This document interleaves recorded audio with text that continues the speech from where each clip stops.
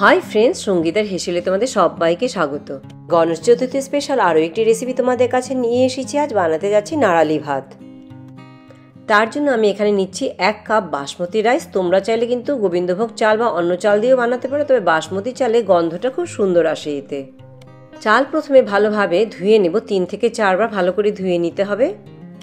তারপর জল ঝাড়া দিয়ে দিব স্ট্রেনারের সাহায্যে, কারণ ভিজিয়ে নিলে কিন্তু ভাতটা ঝরঝরে হবে না, চালটা নরম হয়ে যাবে। এদিকে একটি কড়াতে 1 টেবিল চামচ ঘি প্রথমে গরম করে নিচ্ছি।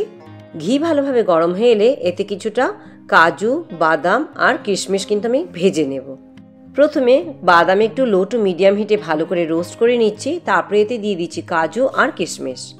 বাদাম ক্রাঞ্চি হয়ে এলে আর কাজুতে একটু রং ধরে এলে আর কিশমিশগুলো দেখবে ভাজতে ভাজতে খুব সুন্দর ফুলে উঠেছে, তখন আমরা একটি পাত্রে তুলে রাখবো। শুধু গণেশ চতুর্থী নয়, যে কোনো পুজোতে কিন্তু আমরা এই নাড়ালি ভাত বানিয়ে ভোগে দিতে পারি। ভেজে রাখা ড্রাই ফ্রুটসগুলো তুলে রেখে একই ঘিতে দিয়ে দিচ্ছি কিছু গোটা গরম মশলা। 30-40 সেকেন্ডের মতো একটু ভেজে নিয়ে এবার জল ঝরিয়ে রাখা চালগুলো দিয়ে ভালো করে আবার ভেজে নিতে হবে। গ্যাসের আঁচ লো টু মিডিয়াম রেখে কিন্তু ভেজে নেব। চাল যত ভালোভাবে ভাজা হবে ততই কিন্তু ঝরঝরে হবে আমাদের এই নাড়ালি ভাত। তাই 4 থেকে 5 মিনিট ভালো করে এবার ভেজে নিচ্ছি চাল। তোমরা আমার ভিডিওটি ফেসবুক পেজ থেকে দেখে থাকলে পেজটি লাইক করে আমার চ্যানেলটি সাবস্ক্রাইব করে দেবার অনুরোধ রইল। চাল সুন্দরভাবে ভাজা হয়ে গেছে, দেখতেই পাচ্ছ একদম সুন্দর ভাজা হয়ে গেছে। এবার এতে দেবো আমি 1/2 কাপ কুড়িয়ে রাখা নারকোল। তোমাদের কাছে ফ্রেশ নারকোল না থাকলে কিন্তু ডেসিকেটেড কোকোনাট যেটা, সেটা দিয়েও কিন্তু করতে পারো। নারকোল দিয়ে লো টু মিডিয়াম হিটে 3 থেকে 4 মিনিট ভালো করে ভেজে নেব চাল আর নারকোল। এবার এতে দিয়ে দিচ্ছি 1/2 কাপ চিনি। তোমরা তোমাদের স্বাদ অনুযায়ী কম বা বেশি কিন্তু করতে পারো চিনির পরিমাণটি।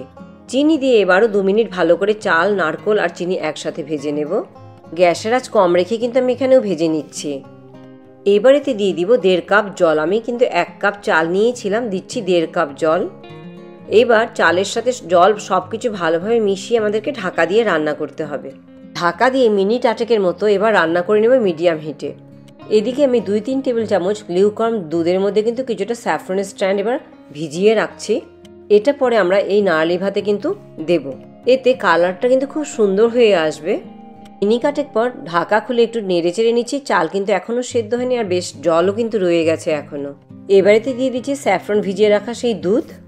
দুধ দিয়ে আবারও চালের সাথে ভালো করে মিশিয়ে আবারও ঢাকা দিয়ে রান্না করব মিনিট 5। গ্যাসের আঁচ কিন্তু মিডিয়াম টু লোতেই রাখবো, হাই হিটে রান্না করছি না। মিনিট 5 পর ঢাকা খুলে দেখে নিচ্ছি চাল কিন্তু অলমোস্ট কুক হয়ে গেছে, কারণ বাসমতি চাল রান্না হতে খুব একটা সময় লাগে না, কিন্তু এখনো কিন্তু ঝরঝর হয়নি, একটু ভেজা ভেজা রয়ে আছে। এই পর্যায়ে ভেজে রাখা ড্রাই ফ্রুটসগুলো দিয়ে চালের সাথে ভালো করে আবারও মিশিয়ে নেব। ড্রাই ফ্রুটস দিয়ে সবকিছু মিশিয়ে আরও 2 মিনিট লো হিটে ঢাকা দিয়ে একটু রান্না করে নিচ্ছি। স্যাফরন অ্যাড করাতে গন্ধের সাথে সাথে কিন্তু নাড়ালি ভাতে কিন্তু খুব সুন্দর একটা কালার নিয়ে এসেছে। মিনিট 2 পর ঢাকা খুলে এবার দেখে নিচ্ছি জল কিন্তু নেই, কিন্তু স্ট্যান্ডিং টাইমে রেখে দিলে কিন্তু একটু ঠান্ডা হয়ে কিন্তু একদমই ঝরঝরে হয়ে যাবে। ব্যাস, আর দেরি না করে এবার গণেশ চতুর্থীতে এই নাড়ালি ভাত বানিয়ে কিন্তু তোমরা ভোগে দিতে পারো। এবার গ্যাস বন্ধ করে ঢাকা দিয়ে 6 থেকে 8 মিনিটের জন্য আমি স্ট্যান্ডিং টাইমে রেখে দিচ্ছি। মিনিট 8 পর ঢাকা খুলে তোমাদেরকে দেখিয়ে দিচ্ছি ভাত কিন্তু একদম ঝরঝরে হয়েছে, কোনো চাল কিন্তু একটার সাথে আরেকটা লেগে নেই। ব্যাস, এবার তৈরি ভোগের জন্য পরিবেশন করবার জন্য। সুন্দর করে পরিবেশন করে দিলে কিন্তু দেখতেও ভালো লাগে, খেতেও ইচ্ছে করে। তাই একটি বাটির সাহায্যে কিন্তু এভাবে তোমরা পরিবেশন করতে পারো।